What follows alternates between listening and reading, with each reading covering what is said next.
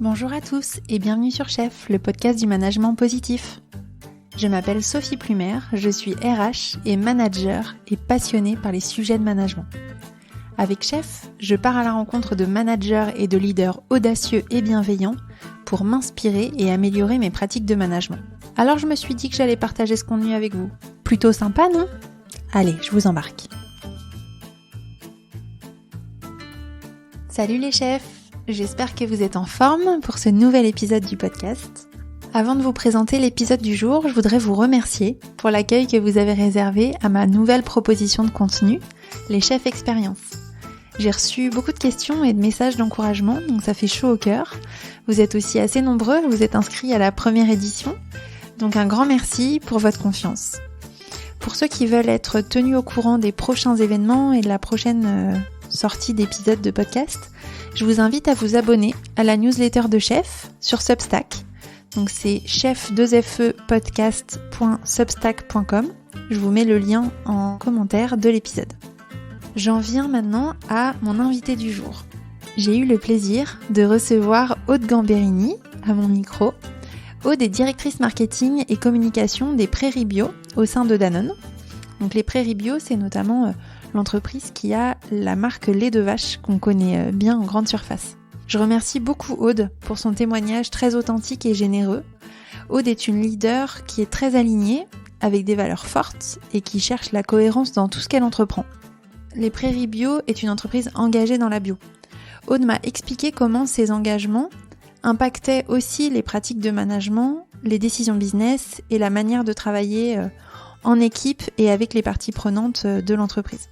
Avec Aude, nous avons aussi abordé la question du sens et du plaisir au travail. Ça devrait vous faire écho à quelques épisodes précédents, notamment celui avec Samuel. Quand je dis que Aude a été très généreuse, c'est qu'elle a joué carte sur table. Avec moi, elle m'a vraiment raconté les étapes par lesquelles elle est passée, son cheminement, les outils qui lui ont permis d'affirmer avec les années son style de management. Parce que même si elle est alignée aujourd'hui, ça a été tout un cheminement. Un des outils qu'elle a utilisé et qu'elle affectionne particulièrement, c'est la communication non violente, à laquelle elle se forme d'ailleurs. J'ai profité de sa présence derrière mon micro pour qu'elle introduise cette discipline dans le podcast. À titre personnel, c'est une pratique à laquelle j'ai aussi été initiée par quelques amis et qui m'a vraiment fait évoluer dans mes pratiques de management, donc j'étais contente de vous faire bénéficier du témoignage d'autres sur ce sujet. Voilà, je vous invite à ouvrir très grandes vos oreilles, car l'épisode est vraiment plein de messages positifs, concrets et en même temps très inspirants. Je vous donne rendez-vous à la fin de l'épisode pour le débrief. Dernière petite chose, je vous préviens, nous avons enregistré à distance, donc même si nous avons toutes les deux fait attention à la qualité du son, il est possible que par moment, il y ait des petits défauts dans la piste. Voilà, je m'en excuse par avance. Je vous souhaite une bonne écoute. Bonjour à tous, bienvenue sur Chef. Aujourd'hui, j'ai le plaisir de recevoir Aude Gamberini. Bonjour Aude. Bonjour Sophie. Aude, tu es aujourd'hui directrice marketing de la communication des Prairies Bio au sein du groupe Danone. Donc les Prairies Bio regroupent deux marques, lait de vache et Faire Bien. C'est un projet entrepreneurial au sein du groupe Danone, entrepreneurial et engagé. Est-ce que tu peux nous expliquer quel est ce projet et pour quelles raisons tu fais partie de cette aventure ? Avec plaisir. Mais d'abord, pour commencer, Sophie, j'aimerais te remercier pour l'honneur que tu me fais de participer à ton podcast. Je suis à la fois ravie et un peu amusée parce que si on m'avait dit il y a 1 ou 2 ans que je témoignerais en tant que manager sur mes pratiques, j'aurais dit oulala, j'y crois pas. C'est le rôle de manager, c'est vraiment quelque chose sur lequel j'ai beaucoup appris ces dernières années. J'ai mis énormément de temps à trouver mon style de leadership et je considère que c'est encore en voie d'apprentissage et c'est un sujet qui me passionne de plus en plus. Donc, je suis vraiment ravie de partager avec toi spécifiquement sur ce sujet-là. Merci. Merci beaucoup. Merci à toi et merci pour d'avoir accepté mon invitation parce que c'est justement la raison d'être de Chef. C'est de mettre en avant des managers et des leaders de la vraie vie en entreprise et leur parcours avec leurs doutes et leurs réussites. Alors, pour répondre à ta question, donc sur les Prairies Bio, donc effectivement, les Prairies Bio, c'est une entreprise qui existe depuis une quinzaine d'années, qui a été créée au sein de Danone, qui a un fonctionnement relativement autonome avec comme objectif de commercialiser des produits bio à la fois en grande surface sous la marque Lait de Vache et en magasin spécialisé sous la marque Faire Bien. C'est une entreprise engagée dans la bio et l'équitable. Et moi, je fais partie de cette aventure. Alors, c'est assez atypique, hein. Je fais partie de cette aventure depuis 13 ans bientôt. Alors, c'est génial, hein, parce que j'ai vécu toutes les étapes de la start-up dans la grosse boîte où j'ai commencé. On était 4, on faisait quelques tonnes de yaourt par semaine et aujourd'hui, on est une vingtaine. Notre entreprise un chiffre d'affaires d'à peu près 50 millions d'euros et c'était incroyable de vivre justement ces différentes étapes de développement et ce faisant de voir l'entreprise grandir avec de plus en plus d'impact et de plus en plus de responsabilités. Ouais, je trouve ça fantastique qu'au sein d'un groupe comme Danone, ça soit possible de voir émerger un projet entrepreneurial aussi engagé, qui soit un job à temps plein finalement et pas un side project ou quelque chose sur lequel tu dois rogner sur tes heures perso, par exemple, pour t'investir dans un projet comme ça. Je trouve que c'est inspirant. C'est aussi inspirant d'un point de vue managérial. Comme on est sur Chef, on parle de management. Donc, avant de parler de tes pratiques de management, comment a réagi ton management quand tu leur as annoncé ou quand tu as voulu t'investir dans ce projet? Peut-être quel rôle joue-t-il aujourd'hui? Alors à l'époque, quand Lait de Vache s'est lancé, j'étais assez liée à l'équipe, à l'initiative, puisque j'étais, on va dire, la consommatrice de bio de l'immeuble, donc j'étais vraiment souvent sollicitée. Et en fait, ça s'est fait de façon assez fluide, hein, par réseau. C'est vraiment un des premiers renseignements dans une entreprise comme celle-là, c'est le rôle du réseau et le rôle de la relation avec nos collaborateurs. Et c'est ce réseau-là qui m'a permis de me positionner sur ce poste. Et après, le management, ça s'est fait de façon extrêmement naturelle. Et aujourd'hui, on est vraiment structuré comme une petite entreprise au sein de la grosse entreprise avec un patron auquel je réponds et différentes fonctions qui représentent toutes les parties essentielles de l'entreprise, la partie marketing, la partie commerciale, achat, finance. Voilà, c'est vraiment la petite start-up au sein de la grosse boîte. Ok. Donc justement, aujourd'hui, tu es directrice marketing et de la communication. Donc quel est ton rôle? Ma mission en tant que personne dans cette entreprise, c'est d'encourager une consommation plus responsable, plus en conscience et d'encourager les gens à choisir des produits de qualité, simples, accessibles et bio, et ce faisant de développer l'attractivité autour du bio, que ce soit en termes de compréhension, parce qu'il y a encore beaucoup de pédagogie à faire autour des enjeux de la bio et des enjeux de l'équitable, donc d'attractivité autour de la bio, de l'équitable et d'attractivité aussi autour de nos produits, de notre offre. C'est important pour nous de proposer des contenus qui ont du sens, qui apportent quelque chose, qui font réfléchir. Et c'est important pour nous de proposer des produits qui apportent des solutions, à la fois d'un point de vue nutrition, d'un point de vue qualité, d'un point de vue plaisir. Donc c'est vraiment innover au service d'une filière et au service d'attentes consommateurs qui sont la simplicité, la transparence, qui sont le plaisir bien sûr et la transmission. Et quels sont tes enjeux managériaux? Je gère une équipe à la fois sur des sujets de marketing, de communication, de shopper. Et moi, mes enjeux, déjà, c'est qu'on soit tous alignés autour d'une vision, de la mission de l'entreprise. Et mes enjeux, c'est de donner envie à chacun dans l'équipe de se développer, d'apprendre, qu'on fasse ça avec plaisir, enthousiasme. C'est très important pour moi et aussi que chacun se sente responsable et autonome dans chacun de ces projets. Ça, c'est vraiment des valeurs qui sont très fortes pour moi. La sensation de liberté, parce que c'est ça qui donne des ailes et qui porte les gens. Donc voilà, mes enjeux managériaux, je dirais, c'est de faire en sorte que chacun se développe et prenne plaisir à le faire au quotidien dans une équipe super soudée et extrêmement solidaire. T'as pas utilisé le mot, mais tu donnes du sens aussi à ton équipe. C'est un mot qu'on entend beaucoup en ce moment et encore plus avec la distance et le télétravail où les collaborateurs de beaucoup d'entreprises, en tout cas ce que j'entends, perdent un peu le sens de leur métier. Toi, comment tu fais justement est-ce que t'as tu as quelques petites recettes managériales à nous livrer pour les embarquer dans ton projet et dans le projet des prairies bio plus globalement? Alors déjà, moi j'ai une chance inouïe, c'est que je travaille au sein d'une entreprise qui a une raison d'être et une vision qui nous donne vraiment, comme on dit, l'envie de se lever tous les matins. C'est quelque chose qu'on a travaillé collectivement, cette raison d'être, partant du constat qu'on était face à une crise climatique et sociale très importante. On s'est tous posé la question de comment on pouvait contribuer à trouver des solutions face à cette crise climatique et sociale. Justement, quelle est votre raison d'être ? Notre raison d'être, c'est faire partie de la solution, de développer des projets qui permettent de lutter contre le réchauffement climatique et les inégalités sociales, et ce faisant, d'embarquer avec nous notre écosystème, d'être source d'inspiration.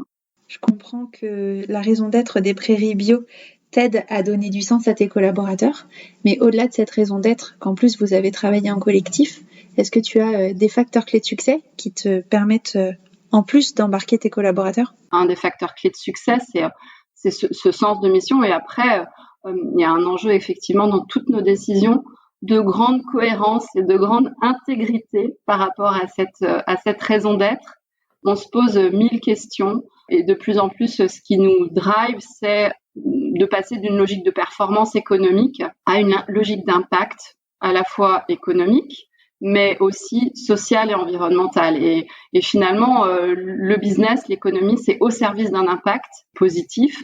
Et je pense que vraiment, c'est ça qui fait que cette cohérence et cette raison d'être nous anime. Toutes les décisions qu'on prend, on essaie de les prendre le plus en conscience et en logique d'impact. Et on sait que de plus en plus, on parle pas d'innovation, mais on parle de solutions. Et on sait que certaines solutions vont être bénéfiques au développement de la bio, à une meilleure rémunération des agriculteurs, à des meilleures pratiques de bien-être animal, à une réduction de notre empreinte carbone. Enfin voilà, on a vraiment une liste d'engagements sur lesquels on a envie de progresser. Cette logique de progrès aussi, elle est super importante. Et on est encore apprenant aussi. Rien n'est figé et on est en constante volonté d'amélioration. Ça, c'est aussi quelque chose qui est très important. C'est que dans notre équipe, on a quelque chose autour de l'échec assumé qui est très fort et qui fait que c'est pas grave de pas y arriver. On est un collectif, on est solidaire.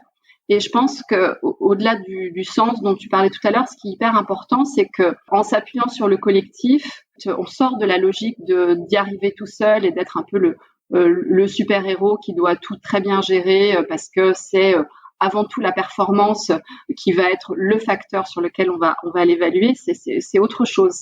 Et on est sur une culture d'entreprise qui va plus favoriser la collaboration, l'équilibre plutôt que la performance individuelle. Et je pense que ça aussi, c'est clé et ça va complètement avec cette logique de recherche de sens. Et je pense que c'est aussi vraiment source de plaisir. Et moi, j'associe le sens et le plaisir comme deux valeurs fondamentales. On passe beaucoup de temps à travailler. Et donc, la joie qu'on a à travailler ensemble, même à distance en ce moment, elle est fondamentale. Donc, en fait, tes collaborateurs, ils savent ce qu'ils font, pourquoi ils font, en quoi ça va nourrir la vision de l'entreprise. Et en plus, vous êtes dans une logique de progrès et vous faites marcher le collectif et vous êtes une équipe avant d'être des individus. Ça, c'est très précieux. L'équipe, la solidarité, et on l'expérimente vraiment là depuis 1 an. Hein. Le fait qu'on ait créé des liens super forts les uns avec les autres, ça nous permet quand même de passer avec moins de difficultés sans doute. Le fait d'être à distance, voilà, depuis 1 an maintenant. Comment tu fais si un collaborateur doute ou que tu sens moins engagé dans le projet? Ça vous arrive? Est-ce que ça nous est arrivé? Oui, sans doute. Après, moi, je suis très à l'aise avec ça. Hein. On en reparlera sans doute, mais on est une entreprise vivante et on est tous avec des niveaux d'énergie qui varient en fonction des journées, des semaines, des saisons, des années. Et on est avant tout des êtres vivants. Donc, c'est vivre avec le vivant et c'est accueillir de façon la plus ouverte possible ce qui peut se passer. Et c'est l'observer. On s'inspire beaucoup des règles de permaculture dans notre façon de travailler, justement parce qu'on est, étant depuis 15 ans au service d'une agriculture bio qui respecte le vivant, c'est tout naturel de s'inspirer aussi. Tout ça est très, très poreux, hein, finalement, la façon dont on fait pousser notre nourriture et la façon dont on grandit en entreprise, c'est totalement perméable et c'est passionnant. Donc, alors, ce qui est intéressant, c'est de comprendre et d'écouter et puis de voir quelles peuvent être les frustrations, les freins et de trouver ensemble voilà, des sujets qui font rebondir, qui redonnent de l'énergie. C'est avant tout de la gestion d'énergie, hein. C'est comme dans une plante, un petit peu d'eau, un peu de soleil, ça repart. Tu as introduit la notion de permaculture. Est-ce que tu peux nous expliquer ce qu'est la permaculture et l'influence que ça a sur votre fonctionnement d'équipe et tes pratiques managériales aussi? La permaculture, c'est une agriculture justement du vivant qui a été théorisée notamment par David Holmgren, qui est australien et qui a mis en place qui a théorisé une douzaine de règles. La première règle, moi, c'est une règle que j'adore. C'est que, avant toute chose, il s'agit d'observer et d'interagir avec le vivant. Donc, cette règle-là, elle s'applique complètement à une situation où on a un jardin. D'abord, observer, comprendre comment l'écosystème est organisé. Et c'est la même chose dans une organisation humaine, finalement. Donc, la permaculture, elle permet vraiment de prendre soin du vivant et plutôt que de vouloir être dans une logique de rationalisation, d'optimisation, d'efficacité, de partir de tout ce que la nature nous offre pour en tirer le meilleur. Moi, il y a une des règles des principes de permaculture que je trouve la plus inspirante, c'est le fait que ce soit dans les bordures et à la marge que la biodiversité est la plus riche. C'est par exemple entre une mare et un champ, il va y avoir une sorte de bordure et c'est là où toute la biodiversité se crée. Et ben moi, ça, c'est une règle que je trouve passionnante et qui nous inspire aussi énormément puisque on a travaillé en équipe. On s'est inspiré justement de tous les principes de permaculture. On a fait un gros travail il y a 2 ans collectif. Et on s'en est inspiré pour déterminer des principes de vie en équipe qui nous animent. Et notamment, il y a un principe que moi j'adore, c'est nos prairies n'ont pas de clôture. Inspiré de ce que je viens de partager. Il y a une autre règle aussi que je trouve super intéressante dans la permaculture, c'est la logique, en gros, il n'y a pas de mauvaise herbe. Ça, je trouve ça super inspirant dans une entreprise. C'est vrai qu'on a tendance à être tous très formatés et à pas vraiment être dans une logique inclusive. Et là, moi, je sais qu'en tant que manager, quand je peux avoir certaines situations où je me dis, tiens, cette personne-là, effectivement, elle est pas tout à fait dans le cadre qu'on attendrait d'elle dans une situation classique en entreprise. Plutôt que d'essayer de la faire rentrer dans le rang, j'essaie de voir en quoi ça peut apporter de la différence, ça peut apporter de la diversité. Et ça aussi, c'est un principe que je trouve hyper intéressant. C'est comment on va chercher de la diversité dans des univers qui sont jusqu'à présent assez formatés. Ça veut dire concrètement comment ça se matérialise concrètement? Que la diversité, elle est très forte à la marge entre un pré et une mare, par exemple.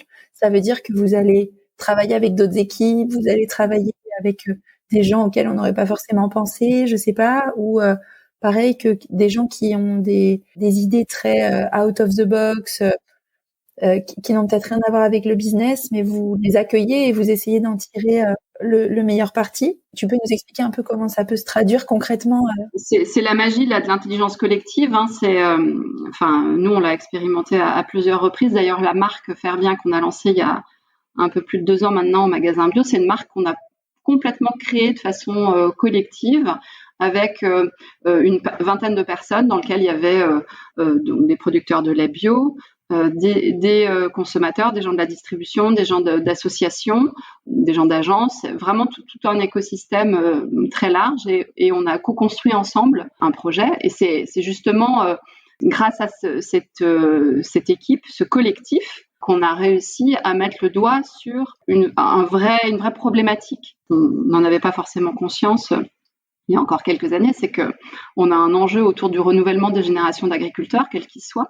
Et cet enjeu-là, il a été soulevé par un des agriculteurs qui participait au au groupe de travail qui disaient moi ma ferme elle est super, mais dans quelques années je pars à la retraite et personne la reprend.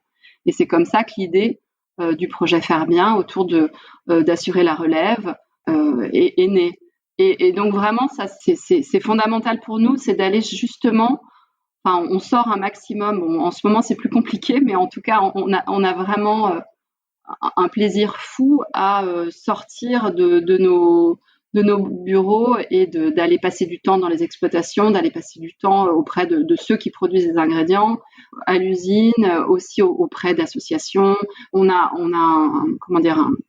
un ensemble d'interlocuteurs, un écosystème extrêmement riche, et c'est de toutes ces discussions que naissent les idées. Justement, on cultive notre jardin. Ok, beaucoup d'ouverture. C'est essentiel et ça génère énormément de curiosité. C'est vraiment dans tous ces échanges que les meilleures idées apparaissent. Si on restait simplement derrière nos ordinateurs, ce serait pas du tout la même chose. Ouais, c'est sûr. Alors, quand on a préparé un peu l'épisode ensemble, tu m'as parlé de l'importance pour toi de l'exemplarité du management. C'est une notion à laquelle moi je suis aussi très attachée et à laquelle je crois beaucoup. J'imagine que dans une entreprise engagée comme les Prairies Bio, c'est encore plus important d'être exemplaire. Donc, est-ce que tu peux nous partager, toi, tes convictions sur l'exemplarité managériale et puis comment tu réussis ou parfois ne réussis pas à être exemplaire vis-à-vis de tes équipes? Alors, il est probable que je ne sois pas toujours exemplaire. En revanche, je suis toujours moi-même. Et ce qui est quand même quelque chose de pas forcément évident, puisque j'ai le souvenir, en arrivant en entreprise il y a une vingtaine d'années, de managers qui m'expliquaient que quand on arrive en entreprise, on doit mettre ses émotions à l'extérieur et que être professionnel, c'est vraiment c'est l'émotionnel dehors. Et ça j'ai essayé pendant quelques années, ça fonctionnait pas du tout sur moi. Ça m'a rendue très malheureuse. Pendant des années, j'ai cru que c'était effectivement la bonne façon d'être en entreprise. Et puis, au bout d'un moment, quand on n'y arrive pas, que ça fait pas du bien, j'ai décidé d'assumer et de me reconnecter avec qui je suis et de laisser mes émotions s'exprimer et d'être vraiment moi-même. Donc ça, c'est hyper important. L'authenticité, en fait, je pense. Moi, j'ai le sentiment de pas tricher. Je suis la même personne à l'intérieur et à l'extérieur. Donc, cette authenticité-là, je pense qu'elle est perceptible. Elle ouvre aussi auprès des personnes avec qui je travaille, mes collaborateurs. Elle rend une relation beaucoup plus sincère, beaucoup plus vraie possible. Et je pense que ça, c'est la base, en fait. Je sais pas si je suis exemplaire. En tout cas, j'essaie de l'être, mais... ce qui est important aussi pour moi, c'est la cohérence avec les valeurs de l'entreprise.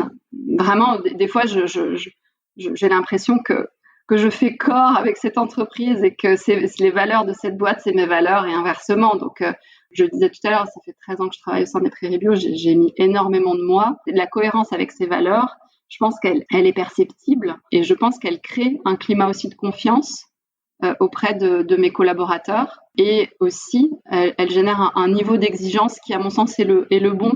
On sait pourquoi on travaille, c'est au service de ces valeurs-là et le business n'est pas une fin en soi, c'est une façon de développer une bio équitable au service de valeurs fortes. Plein de moments où je suis pas du tout exemplaire mais c'est pas grave parce que j'apprends et puis je pense que je suis avant tout humaine et ne pas chercher à être parfaite, je pense que c'est aussi un grand service que je rends à mon équipe. Ouais, c'est ça. Ça fait partie de l'exemplarité. Je sais qu'une des choses qui m'a beaucoup détendue quand même dans ma vie au travail, c'est de pas chercher à être le sachant, ne pas chercher à toujours être celle qui sait mieux que les autres. Et je sais que quand j'ai réussi à me libérer de ça m'a fait énormément de bien parce qu'il y a quand même quelque chose de très important autour de la légitimité. Et moi, toute ma question en tant que manager, c'est sur quoi est-ce que je construis ma légitimité? Et finalement, ce que j'ai compris, c'est que je suis pas là pour dire à mes collaborateurs ce qu'ils doivent faire et je sais pas mieux que ce qu'ils doivent faire. Eux le savent mieux que moi. En revanche, je suis là pour les aider, les accompagner, les faire s'épanouir. Mais je sais que ça a été une vraie libération pour moi, justement, de plus essayer de construire cette légitimité sur une forme de supériorité des savoirs. Ça m'a fait énormément de bien.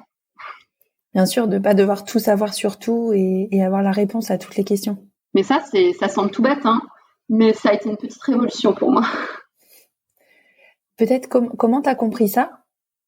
Est-ce que s'il y a des gens qui nous écoutent qui disent bah ouais elle est sympa mais comment moi je peux faire ça? Comment est venu ton déclic?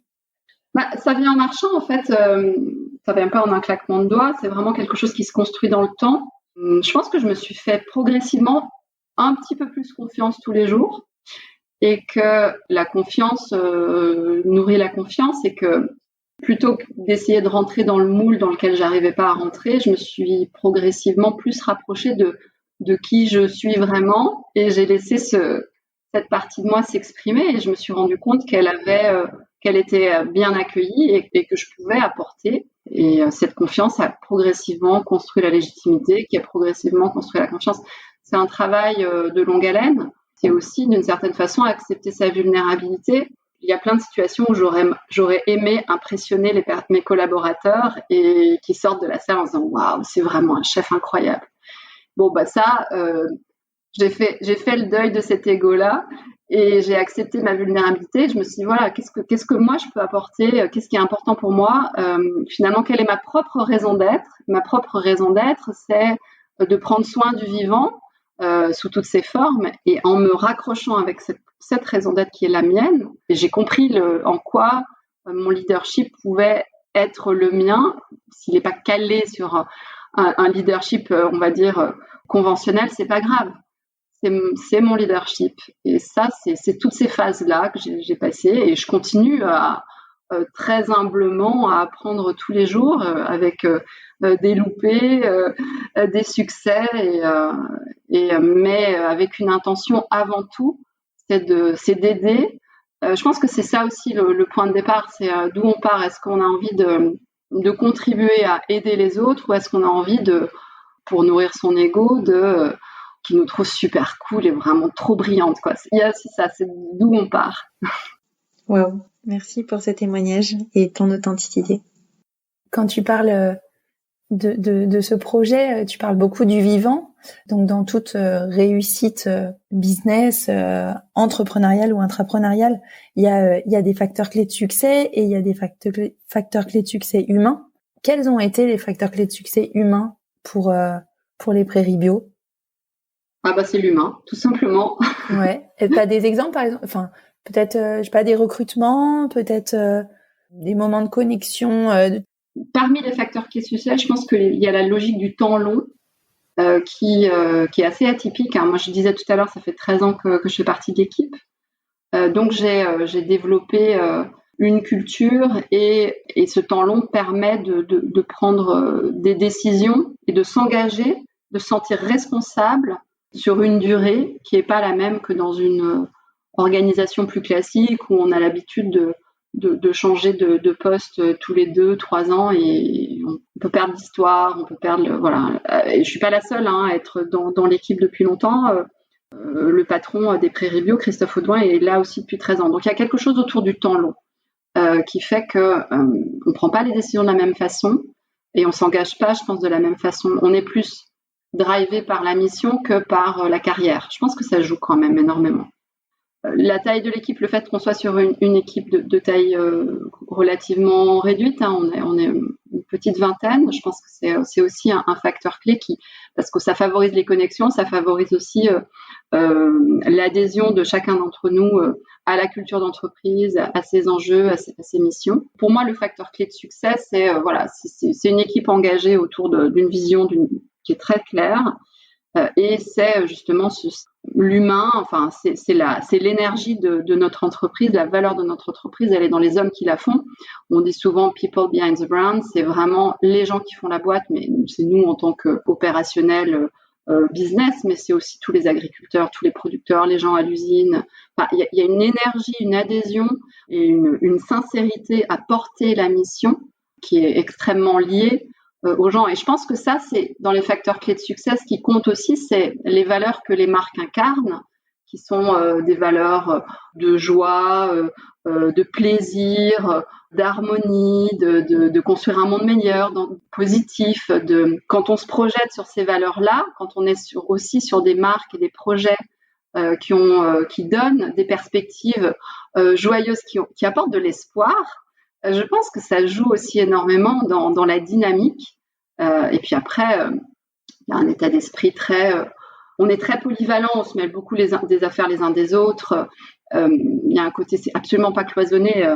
D'ailleurs, souvent les gens, quand ils nous observent de l'extérieur, ils ont l'impression que c'est le bazar absolu. Et en fait, finalement, il y a un moment où tout s'agence correctement et sort. Mais on peut pas dire qu'on soit très processé. On est plus intuitif que processé, mais on progresse un peu là-dessus parce qu'en grossissant, on a besoin aussi de se structurer plus. Oui, bien sûr. Est-ce que tu penses que votre état d'esprit, vos pratiques peut influencer et peut faire tache d'huile dans un groupe comme Danone? Enfin, même si j'imagine que chez Danone, il y a aussi des gens qui travaillent dans la même logique que vous, mais ma question, c'est aussi comment des petites équipes au sein d'un grand groupe peut influencer, faire en sorte qu'un grand groupe se transforme? Alors, il y a une première réponse qui peut être déjà les résultats. On a des très bons résultats en ayant une organisation assez particulière. Donc ça, je pense que ça intéresse aussi beaucoup chez Danone. Le côté inspirant, c'est vraiment le rôle qu'on souhaiterait jouer. En fait, notre objectif, c'est d'avoir de l'impact environnemental, social, en utilisant le business pour nous permettre d'investir encore plus sur des projets qui ont de l'impact. On est tout petit, on est leader en ultra frais, mais on reste tout petit. Enfin, en ultra frais bio, mais on reste tout petit. Et l'enjeu, si on veut vraiment avoir de l'impact, c'est d'engager plus grand que nous. Et Danone, c'est beaucoup plus grand que nous. Donc, c'est vraiment une mission qu'on se donne sur chacun de nos projets. À chaque fois, c'est un maximum de donner envie à d'autres que nous. En l'occurrence, Danone, c'est la première entreprise à qui on a envie de donner envie, justement, de changer certaines pratiques. C'est le cas sur de la formulation de recettes. C'est le cas sur des sujets de filière, notamment de conversion à la bio. Voilà, donc c'est vraiment quelque chose qui est important pour nous et je considère que c'est le rôle de chaque membre des Prairies Bio de considérer qu'il peut, en étant en connexion avec les gens de Danone, inspirer d'autres façons de faire. Ça fait partie pour moi intégrante de notre mission parce que, à nouveau, notre objectif, c'est de générer de l'impact. Chacun a un rôle à jouer, même si on a l'impression d'être une petite goutte d'eau dans un océan. Tout à fait. Pour des gens qui sont une petite goutte de lait, c'est ça. Et ça, comment vous faites? Ça veut dire que vous travaillez avec d'autres équipes, vous mettez en avant vos manières de faire. Alors, on est en connexion permanente avec les équipes de Danone, puisque Danone, c'est pour nous à la fois un partenaire et un sous-traitant. On produit nos yaourts dans des usines Danone en Normandie qui sont certifiées bio.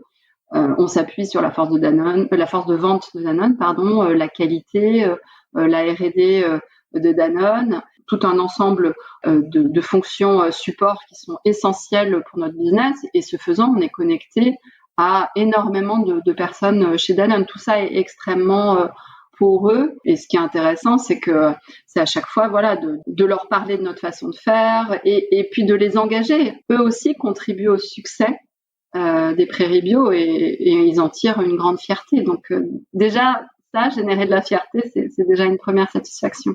Je voudrais qu'on aborde un autre thème, qui est la communication non violente. Ah, génial. C'est un thème qui me tient aussi beaucoup à cœur et que j'ai pas encore abordé dans le podcast. Tu m'as dit que tu te formais à la communication non violente et que c'était des pratiques que tu utilisais dans ton quotidien professionnel. Est-ce que tu peux nous expliquer ce que c'est et comment tu l'utilises? Pourquoi tu t'es formée aussi à la CNV? Alors, la CNV, c'est ce que j'ai rencontré de plus beau dans ma vie, je pense, sur les dernières années. C'est un processus de communication qui a été initié par Marshall Rosenberg, je crois, dans les années 70. Vous devez connaître un livre emblématique, c'est Les mots sont des murs ou bien des fenêtres. Et la CNV, elle propose une sorte de nouveau langage autour des interactions pour renforcer vraiment notre aptitude à nous exprimer de façon bienveillante. Alors, le mot bienveillant, c'est un peu galvaudé, mais c'est vraiment ça le principe. En étant vraiment sur une logique d'abord d'expression de soi authentique, d'être dans une qualité de connexion aussi à l'autre. Enfin, la relation à l'autre, elle est vraiment au cœur du dispositif et d'une certaine façon un peu de déconstruire la façon dont on est en rapport à l'autre, puisqu'on va être beaucoup dans une logique d'écoute et d'observation plutôt que de jugement. Souvent, quand on est en rapport à l'autre, on va être tout de suite dans le mental et le jugement. Et la CNV nous invite au contraire à se dégager de ces jugements et être dans une observation plus simple des faits, d'observer les faits. Il y a une écoute aussi des émotions qui est très importante. On se coupe de toute une partie de notre relation au monde en étant uniquement dans le mental. Donc, c'est descendre vraiment dans l'écoute des émotions, et elles sont là c'est des excellents indicateurs de notre relation au monde. Donc, c'est essentiel de les écouter. Et ce faisant, derrière chaque émotion, de comprendre les besoins qui sont nourris, les besoins qui sont non nourris. Par exemple, en faisant ce podcast, tu nourris mon besoin de reconnaissance sur le sujet du management. Donc, je te remercie, Sophie. Et enfin, ce qui est super important, c'est d'être dans une logique de demande plutôt que d'exigence. Donc, on est vraiment dans une posture avec une intention d'être, comme je disais tout à l'heure, en connexion aux autres et non pas d'obtenir des choses des autres, non pas de convaincre pour obtenir, mais c'est comme une danse à deux pour faire en sorte qu'on construise la meilleure solution collective. D'accord, merci, c'est super clair. En quoi c'est intéressant en entreprise, la CNV ? On a tendance en entreprise à arriver avec une recommandation et je vais convaincre mes chefs, et si j'ai réussi à les convaincre, c'est que je suis bon. Là, l'idée, c'est plutôt d'être, en tout cas pour moi, dans une logique où mes collaborateurs construisent une recommandation et ils sont pas là pour me convaincre, et moi je suis pas là pour être valider. Je suis vraiment là pour, avec eux, continuer le chemin qu'ils ont commencé, et dans une logique d'intelligence collective, construire avec. Et la CNV, c'est vraiment fabuleux parce que ça encourage l'écoute de soi, ce qu'on a tendance à assez peu faire. À la fin d'une journée, on peut être perturbé, fatigué, et simplement se dire tiens, comment je me sens, quelles émotions émergent, quels sont les besoins non nourris qui émergent avec. Déjà, ça permet vraiment de prendre soin de soi, de prendre déjà soin de sa propre personne. Ce qui est génial aussi, c'est que ça permet dans la relation à l'autre de sortir de situations conflictuelles qui sont souvent le fruit de mauvaises interprétations, et vraiment d'enclencher, tant que faire se peut, une connexion hyper sincère et construite vraiment sur une écoute de l'autre, autre mot un peu galvaudé, empathique, mais qui est quand même importante. Et donc, en entreprise, c'est super intéressant parce que déjà, en termes de posture et d'intention, ça positionne autrement. Je disais tout à l'heure, par rapport à l'ego, d'être le sachant, là, ça aide justement à faire tout ce travail, de se remettre au bon niveau et d'être dans une intention de construire plutôt que dans une intention de convaincre, dans une intention d'avancer ensemble. Je ne sais pas si je suis très claire. Si, c'est clair. Peut-être on peut être un peu plus concret. Est-ce que tu peux nous donner un exemple, peut-être très simple, d'utilisation de manière générale, parce que dans la CNV, il y a plusieurs notions que tu as commencé à nous donner, notamment l'écoute et les émotions, le non-jugement aussi. Donc peut-être comment ça peut se matérialiser pour quelqu'un qui nous écoute, qui aurait envie de tester, que ça tente, et comment très simplement il pourrait mettre en place des petits bouts de CNV dans son quotidien. Alors, j'encourage toute personne qui s'intéresse à la CNV de lire les livres soit de Marshall Rosenberg, soit de Thomas Danforth. Déjà, la première chose, c'est vraiment passionnant, et quand on met le doigt dedans, on se dit non mais bien sûr, c'est d'une évidence. Alors moi, il y a un exemple qui est parlant pour moi, c'est les feedbacks. J'ai jamais réussi à faire des feedbacks pendant des années sur tous les points à travailler. Il fallait que je travaille mes feedbacks, soit auprès de mes collaborateurs, soit demander des feedbacks. C'était quelque chose qui me mettait extrêmement mal à l'aise. Et la CNV m'a fait comprendre pourquoi. En fait, ce que je n'aimais pas dans la façon dont on me demandait de faire des feedbacks, c'est que je trouvais ça très délicat de parler, d'émettre un jugement sur les autres, et ce faisant, d'exiger de cette personne-là de changer son comportement. Et finalement, le fait de le faire en CNV, de pas partir de l'autre, mais de partir de moi, de ce que je ressens en termes d'émotion, de dire tiens là, j'ai ressenti de la frustration par exemple, si le feedback doit être, on va dire, c'est pas négatif, mais je peux ressentir si par exemple une réunion s'est mal passée, plutôt que de faire un feedback de façon académique, je parle à la personne en disant écoute, j'ai ressenti de la frustration parce que tel et tel point n'était pas précis. Ça nourrit pas, je le fais de façon un peu caricaturale, mais ça nourrit pas mon besoin de confiance et après je formule une demande et je m'assure que l'autre en face est d'accord avec cette demande. On est vraiment dans une logique d'une part de respecter la liberté de l'autre, ce qui est très important. On n'est pas dans la contrainte, et puis d'autre part de construction de solutions. Et donc ça, c'est beaucoup plus facile pour moi maintenant. Ça peut être dans des situations agréables ou désagréables. J'ai pris l'exemple d'une situation désagréable, mais partager à l'autre ce qui me convient ou me convient moins et de trouver ensemble des solutions dans une optique aussi d'aider l'autre à s'améliorer. Donc ça, c'est vraiment un exemple concret auquel je pense. Et en fait, je me rends compte que ça m'a donné beaucoup de courage parce que peut-être que j'avais peur de blesser l'autre. Je me sentais pas forcément légitime et finalement, le fait de parler de moi, de parler de mes émotions et d'exprimer sous forme de CNV, ça m'a donné du courage. C'est ça. Plutôt que de dire à quelqu'un, tu n'as pas été clair sur ce point-là, qui est un jugement, tu dis, il m'a manqué cette information-là, et voilà, chez moi, ça a généré ça. Est-ce que tu peux clarifier, compléter, etc. Et du coup, il comprend ton besoin, il se sent pas attaqué. Exactement. Et donc, il te répond de manière aussi beaucoup plus, lui, apaisée. Tout à fait. Et vous co-construisez ensemble comme ça. Ça, vraiment, l'idée, c'est d'être sur de la relation bienveillante. Un des partis pris de la CNV, c'est de se dire qu'on veut tous contribuer. Donc, c'est vraiment aussi considérer l'autre comme un contributeur positif au même titre que moi. On a tous envie de contribuer positivement à nos projets. Donc, c'est vraiment important. Ça contribue aussi à envisager les collaborateurs très, très différemment. Je me suis pas encore formée à la CNV, mais j'ai suivi des cours d'initiation et notamment sur la partie écoute active.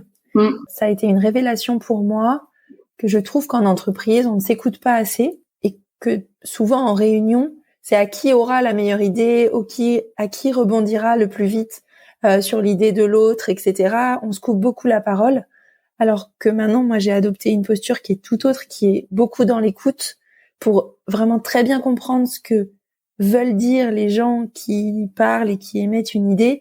Et ça me permet d'être aussi beaucoup plus précise et plus fine dans ma compréhension et dans mon apport, parce que du coup, je rebondis de manière plus pertinente.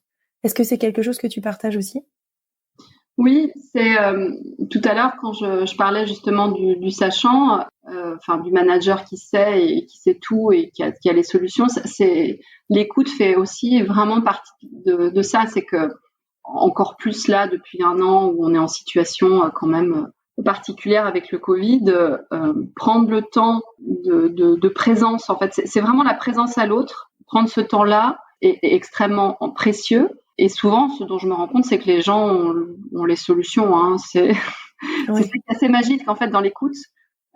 Justement, je faisais une formation là-dessus la semaine dernière de CNV sur l'écoute active. C'est que si la qualité de la connexion est bonne, on n'a rien à dire puisque la personne va arriver avec une problématique et en formulant sa problématique, va trouver d'elle-même la solution.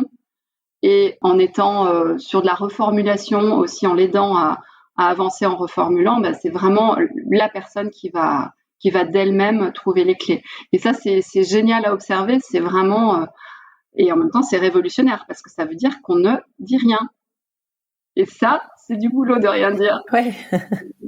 C'est du boulot et en même temps, c'est reposant aussi parfois. Oui, mais ça veut dire qu'on écoute vraiment et qu'on n'est pas en train de regarder si on a des textos qui sortent, s'il y a un mail qui sort. Et ça, c'est super intéressant aussi, d'autant plus là, sur la dernière année, c'est comment est-ce que je me connecte à l'autre, comment est-ce que je suis en présence absolue, sans être polluée par tout ce qui arrive autour.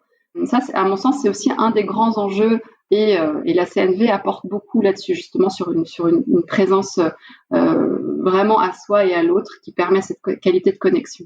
Pour les gens qui aimeraient se former à la CNV, Je parle sous ton contrôle et tu me corrigeras, mais je crois que il y a pas mal de formations qui existent en France et que c'est, je trouve, une formation en développement personnel qui est très puissante et abordable en termes de coûts et avec beaucoup de modules qui permettent de découper et d'étaler dans le temps l'apprentissage. Tout à fait, c'est ça qui est génial. Nous, on a constitué un groupe et on se suit dans le temps. On se voit plusieurs fois par an. On a eu une formatrice et ça permet aussi entre les sessions d'échanger les uns avec les autres. Et donc, c'est quelque chose effectivement, d'ultra abordable parce que c'est aussi l'objectif de la CNV, c'est de se développer de façon simple et on apprend énormément sur soi, sur les autres et ça fait un bien. Enfin, je trouve que c'est extrêmement libérateur. Enfin, en tout cas, moi, je redis ce que je disais tout à l'heure. C'est sans doute ce qui m'est arrivé de mieux sur les dernières années, la CNV. Et j'apprends et je suis vraiment avec beaucoup d'humilité, ultra débutante. Mais c'est vraiment précieux. C'est un très beau cadeau qu'on peut se faire. Super. Super. Oula, ça y est, j'ai plus de voix. On arrive à la fin de notre échange. Peut-être est-ce que tu aurais un dernier conseil pour des managers qui nous écoutent et qui souhaiteraient avoir un impact plus positif sur dans leur entreprise ou dans la société de manière générale à travers leur rôle business? Je pense qu'il y a quelque chose autour de l'alignement, se poser la question, voilà, qu'est-ce qui compte vraiment pour moi? Et puis finalement, j'ai le sentiment que tout est possible, se sentir libre dans l'entreprise, d'apporter ce qui nous fait vibrer. Il y a de la place pour ça en fait, beaucoup plus que ce qu'on imagine. Et d'accueillir cette liberté-là, voilà, de se sentir libre, je pense, d'être encore plus en alignement avec ses valeurs.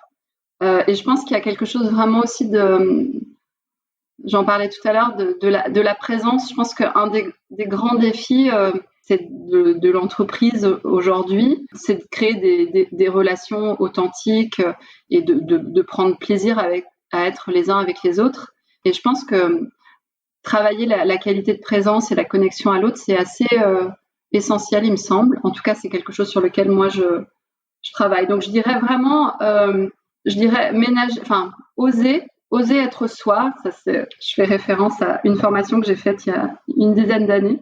Oser être soi, s'autoriser à plus de liberté dans son travail, parce qu'il y a de la place pour ça, beaucoup plus que ce qu'on pense. Cultiver la relation à l'autre à travers plus de présence, même si on est loin, justement, c'est l'enjeu. On est loin, on est derrière des écrans d'ordi, c'est super frustrant. Donc, il y a 1000 façons d'être connecté malgré tout. Et ça, je pense que c'est vraiment le plus précieux et c'est ce qui nous nourrit. La vie en entreprise, c'est avant tout être ensemble. C'est du collectif, c'est de l'humain. Et ça peut être extrêmement agréable, plaisant et apprenant. Donc, en tout cas, c'est ce que je souhaite à tout le monde. Que ce soit une source de joie et d'épanouissement. Merci beaucoup, Aude, pour ton témoignage et toutes tes bonnes pratiques et ton inspiration solaire. Je te remercie beaucoup, Sophie, pour cet échange. C'était, j'espère, clair et j'aurais pu dire encore pas mal de choses, mais je te remercie en tout cas à nouveau de m'avoir laissé carte blanche et c'était très agréable. J'espère te voir en vrai prochainement. Bah ouais, j'espère aussi. Alors je ne sais pas vous, mais de mon côté, après l'écoute de cet épisode, j'ai des étoiles plein les yeux et surtout des idées plein la tête. Donc j'ai dû prendre un gros pas de recul pour faire ce débrief car tous les messages d'Aude m'ont vraiment nourri et j'avais du mal à sélectionner les points les plus importants pour moi parce que vraiment dans toutes ces réponses, je trouvais beaucoup de sens, de cohérence, d'authenticité. Ça faisait écho à beaucoup de mes pratiques ou de mes souhaits pratiques. Donc un peu à contre-cœur, je l'avoue, mais j'ai dû faire des choix et j'ai sélectionné 3 thèmes pour ce débrief. Ce sont 3 thèmes qui sont plutôt liés à mes préoccupations du moment et qui résonnent en moi particulièrement en ce moment avec la création de chef qui m'occupe beaucoup. Mais je vous invite vous aussi à vous poser la question des 3 principaux enseignements que vous retenez après cet épisode et puis je vous invite à me les partager via notamment LinkedIn ou la page de Chef Podcast sur Instagram. Donc j'en viens au débrief. Donc la première chose, c'est que je suis vraiment fascinée par l'esprit de co-construction qui règne au sein des prairies bio, à la fois de la co-construction au sein de l'équipe même de l'entreprise, mais aussi avec tous les acteurs, toutes les parties prenantes finalement de la filière, pour avoir vraiment une vision 360 de la chaîne de valeur et faire en sorte que les actions qui sont menées par les prairies bio bénéficient à toute la chaîne de valeur, aussi bien aux distributeurs qu'aux producteurs par exemple. C'est souvent ce qui manque dans certains projets où certaines équipes peuvent faire leurs affaires dans leur coin et ne pas s'impliquer le reste des parties prenantes dès le démarrage. Et là, j'ai vraiment été emballée par cette pratique. Je sais que Isabelle André-Perussi, par exemple, que j'avais interrogée dans le 2e épisode de Chef, qui travaille à la SNCF, a aussi une attention très particulière à la qualité de la relation et la qualité de service de l'ensemble de son écosystème. Et donc je trouve que c'est vraiment des pratiques à diffuser qui sont pas toujours simples, qui prennent parfois peut-être plus de temps, mais finalement qui sont beaucoup plus positives pour tout le monde. Voilà, donc premier renseignement, la co-construction avec l'ensemble de la chaîne de valeur. Ensuite, ce que j'aime beaucoup dans le message d'Aude, c'est bien sûr son authenticité. Elle a arrêté de chercher à être quelqu'un d'autre pour suivre des conseils ou des règles qu'on pouvait lui avoir données en début de sa carrière. Elle est aujourd'hui qui elle est au quotidien, que ça soit dans son entreprise ou à l'extérieur. Et ça, je trouve que c'est encore assez rare pour être souligné. Parce que moi, j'ai moins d'expérience que Aude, j'ai 10 ans d'expérience, mais ce sont aussi des messages que j'ai entendus au début de ma carrière, de faire attention à mes émotions, de pas laisser trop transparaître mes avis, mes pensées ou mes convictions. Alors que le jour où j'ai découvert que l'écoute de mes émotions était mon meilleur guide à l'action, ça m'a vraiment libérée. Donc je remercie encore Aude d'avoir fait passer ce message car il est courageux et je trouve qu'il est encore trop peu entendu. Le 3e message qui m'a touchée, c'est quand Aude a dit qu'elle avait arrêté de chercher sa légitimité dans son savoir ou dans la supériorité de son savoir et qu'elle s'est construite sa propre raison d'être et avait accepté sa vulnérabilité. Là aussi, je trouve que c'est très courageux de dire ça, donc je remercie encore Aude pour ce message. À titre personnel, c'est une question que je me suis aussi posée, que je continue à me poser, et une partie des réponses se trouve dans la création de Chef. Mais je trouve que ce type de questionnement et ce type d'acceptation, c'est un chemin parfois sinueux, mais qui peuvent vraiment mener à l'alignement et à l'harmonie. Et en tout cas, moi, c'est ce que je cherche, le fait d'être alignée et de vivre en harmonie au travail comme dans la vie personnelle. Donc voilà pour mes 3 enseignements et les messages d'espoir que je retiens de Aude. J'espère que vous en retirez aussi des enseignements et des messages d'espoir. Donc encore une fois, je suis curieuse de les connaître, donc n'hésitez pas à me témoigner de ce que vous retenez de cet épisode. Vous pouvez donc suivre mes aventures sur LinkedIn, sur Instagram. Je vous rappelle la newsletter chefpodcast.substack.com et je vous donne rendez-vous dans 15 jours pour un nouvel épisode. D'ici là, portez-vous bien. Salut!